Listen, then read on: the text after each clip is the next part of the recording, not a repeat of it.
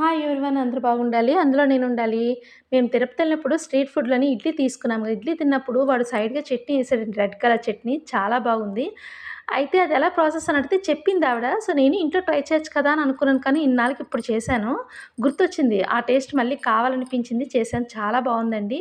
గ్యాస్‌తోనే సంబంధం ఉండదు. చాలా ఈజీగా చేసుకోవచ్చు. అంతా పచ్చిగా అంటే ఫ్రై చేయక్కర్లేదు. అన్నీ పచ్చి ఆనియన్స్, పచ్చి టమాటాలే. అదెప్పటిలాగే చేసి చూపిస్తున్నాను. ఫస్ట్ మిక్సీ జార్ తీసుకొని టమాటా పళ్ళు 2 టమాటా పళ్ళకి ఒక ఉల్లిపాయ వేశాను నేను. నిమ్మకాయంత చింతపండు వేశాను పిక్క తీసింది. జీలకర్ర వేసుకొని, ఉప్పు, కారం వేసుకొని, అందులోనే వేడి నీటిలో నానబెట్టిన ఒక 4 ఎండుమిరపకాయలు వేసుకొని, బాగా ఫైన్‌గా మిక్సీ చేసుకొని, మనకు కావాల్సినంత వాటర్ వేసుకొని, చిన్న ఆవాలు, మినపప్పు, జీలకర్ర ప్లస్ కరివేపాకు తాలింపు వేసుకోవడమేనండి అంతే. ఇంకేం లేదు. చాలా టేస్టీగా ఉందండి బాబు! ఎంత బావుందో తెలుసా? మీరు ట్రై చేయండి. ట్రై చేసాక మీరే అంటారు, ఆ! కరెక్టే అని అంటారు తెలుసండి. Thank you for watching. Bye bye. నచ్చితే లైక్ చేయండి, షేర్ చేయండి, సబ్స్క్రైబ్ చేయండి.